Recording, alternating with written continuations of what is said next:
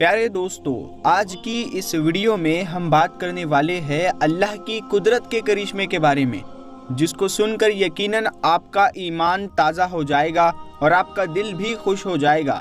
تو اس سے پہلے آپ مسلمان ہیں تو اس چینل کو سبسکرائب کر لیں اور اس ویڈیو کو ایک لائک کر کے کمنٹ میں سبحان اللہ ضرور لکھیں۔ جی ہاں دوستو، ہم بات کرنے والے ہیں روس کے مسلمانوں کے بارے میں، اور آپ کو بتانے والے ہیں کہ کس طرح سے روس کے حکومت نے مسلمانوں پر ظلم کیا۔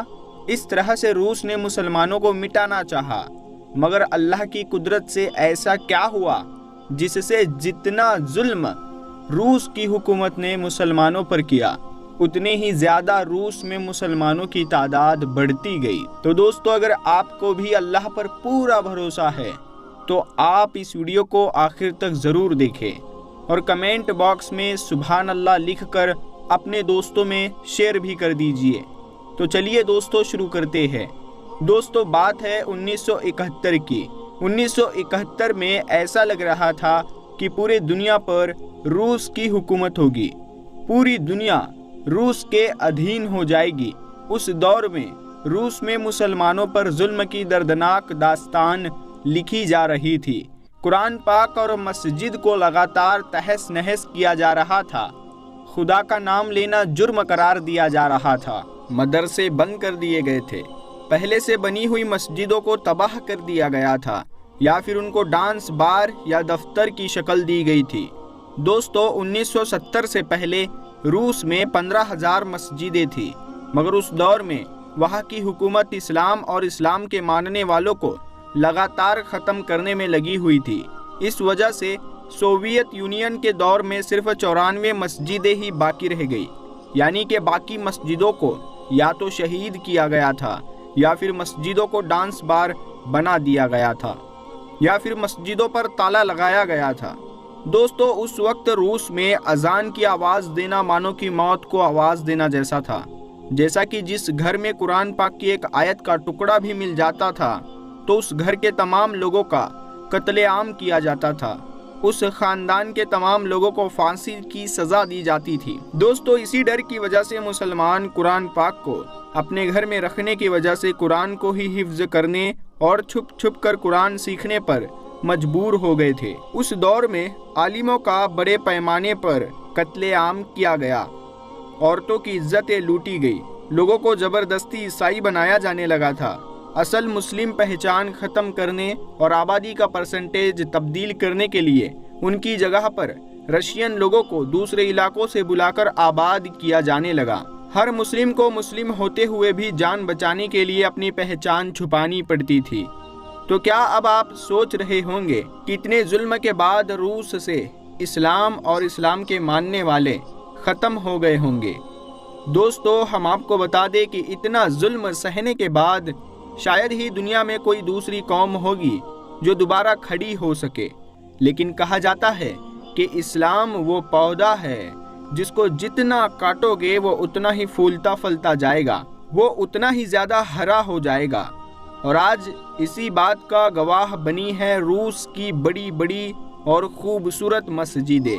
اور دوستو، آج روس میں مسجدوں کی خوبصورتی بتاتی ہے کہ روس نے بھی یہ مان لیا ہے کہ اسلام کو ختم کر کے نہیں بلکہ اسلام کو گلے لگا کر ہی ترقی کی طرف آگے بڑھا جاتا ہے۔ دوستو، جو روس کبھی اسلام کو پوری طرح سے ختم کرنا چاہتا تھا، وہاں پر اللہ کی قدرت اور کرشمے کی وجہ سے روس کی سرزمین پر تقریباً 8,000 مسجدیں آج موجود ہے۔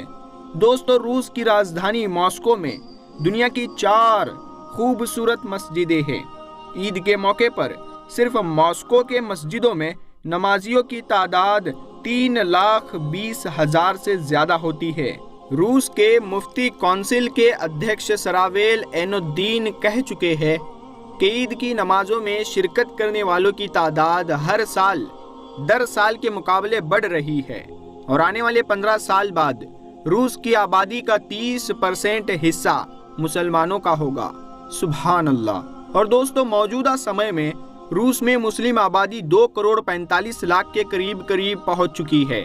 اور دوستو، ہم آپ کو اس کے علاوہ روس کا ایک اور واقعہ بتاتے ہیں جس کو سن کر آپ یقیناً کمنٹ میں سبحان اللہ ضرور لکھو گے۔ بے شک قرآن پاک اللہ کی طرف سے انسانوں کی ہدایت کے لیے بھیجا گیا ایک نایاب تحفہ ہے۔ اللہ پاک قرآن پاک میں فرماتا ہے کہ بے شک ہم نے قرآن پاک کو نازل کیا ہے، بے شک ہم خود اس پاک کتاب کی حفاظت کرنے والے ہیں۔ اللہ نے اپنا یہ وعدہ روس میں سچ میں ثابت کر دیا ہے۔ تو دوستو واقعہ کچھ اس طرح سے تھا۔ 1973 کا ہے، جب رشیا میں کمیونزم کا راج چلتا تھا۔ رشیا حکومت میں ہر گھر میں قرآن پاک رکھنے پر پابندی لگا رکھی تھی، نماز پڑھنے پر پابندی لگا دی تھی کہ وہ ایسا ماننے لگے تھے کہ اس کائنات کا کوئی بھی خدا نہیں ہے۔ دوستو ان دنوں میں ایک مسلم آفیسر ماسکو ٹریننگ کے لیے چلا گیا۔ اس نے وہاں پر جا کر جو کچھ بھی دیکھا ہم اسی کی زبانی میں آپ کو سناتے ہیں۔ وہ آفیسر کہتا ہے کہ جمعے کا دن تھا، ہم ماسکو شہر میں تھے۔ میں نے دوستوں سے کہا چلو جمعہ کی نماز ادا کرنے چلتے ہیں، تو میرے دوستوں نے کہا یہاں کی حکومت نے ساری مسجدوں کو گودام بنا دیا ہے، صرف 2 ہی ایسی مسجدیں ہیں اس شہر میں جو کبھی کبھار ہی کھلتی ہے۔ جب میں نے ان سے یہ سنا تو میں بہت حیران ہو گیا اور ان سے ان دونوں مسجدوں کا پتہ بتانے کو کہا۔ جب میرے دوستوں نے مجھے مسجد کا پتہ بتا دیا تو میں نے ان کو ڈھونڈنا شروع کر دیا۔ بڑی مشکل سے میں دونوں مسجدوں میں سے ایک مسجد کو پہنچ پایا اور میں نے اس مسجد کے پاس جا کر دیکھا کہ مسجد بھی بند تھی اور اس پہ تالا لگا ہوا تھا، اور وہاں موجود لوگوں سے پوچھنے پر مجھے معلوم ہوا کہ مسجد کے برابر میں رہنے والے شخص کے پاس اس کی چابی ہے۔ جب میں اس شخص کے پاس گیا اور اس سے بولا کہ بھائی مسجد کا دروازہ کھولیے، مجھے نماز ادا کرنی ہے، اس نے کہا کہ میں مسجد کا دروازہ تو کھول دوں گا، لیکن آپ کو اگر کچھ نقصان پہنچا، یعنی کہ آپ کے کچھ ہوا، تو اس کے ذمہ دار آپ ہی ہوں گے۔ تو میں نے جواب میں اس سے کہا کہ دیکھیے جناب، میں میرے دیش میں بھی مسلمان تھا اور یہاں پر بھی مسلمان ہوں، اور میں وہاں پہ بھی نماز پڑھتا تھا اور یہاں پر بھی نماز پڑھوں گا، چاہے کچھ بھی ہو جائے۔ اس شخص نے میری اس بات پر مسجد کا دروازہ کھول دیا۔ پھر میں مسجد کے اندر چلا گیا تو مسجد کا ماحول بہت ہی زیادہ خراب تھا۔ میں نے جلدی جلدی مسجد کی صفائی کی اور اس کے بعد بلند آواز میں اذان کہنا شروع کر دیا۔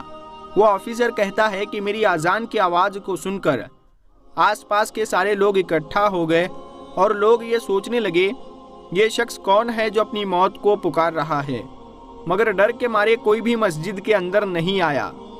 میں اکیلا تھا اور میں نے نماز ادا کی، اور اس کے بعد میں مسجد سے باہر آ گیا، اور وہ آفیسر کی اذان سن کر بچے، جوان، بوڑھے سب مسجد کے دروازے پر جمع ہو گئے اور یہ سوچنے لگے کہ یہ کون شخص ہے جس نے اپنی موت کو آواز دے دی، لیکن ڈر کے مارے مسجد کے اندر کوئی بھی داخل نہیں ہوا۔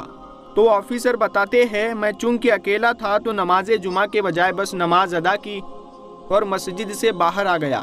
اس کے بعد جب میں وہاں سے رخصت ہونے لگا تو لوگ مجھے ایسے دیکھ رہے تھے جیسے میں نے نماز ادا نہیں کی ہے، بلکہ میں نے بہت بڑا جرم کر دیا ہے۔ خیر، میں نے اس برابر والے شخص کو واپس چابیاں دی اور واپسی کی راہ لی۔ اس کے بعد جب میں واپس چلنے لگا تو ایک بچہ میرے قریب آیا اور اپنے گھر چلنے کی ضد کرنے لگا۔ اس بچے کی زبان میں محبت کو دیکھ کر میں اسے نہ نہیں کر سکا، اس کے ساتھ اس کے گھر چلا گیا۔ اس بچے کے والدین نے میرا اچھی طرح سے استقبال کیا، کھانا وغیرہ بھی کھلایا۔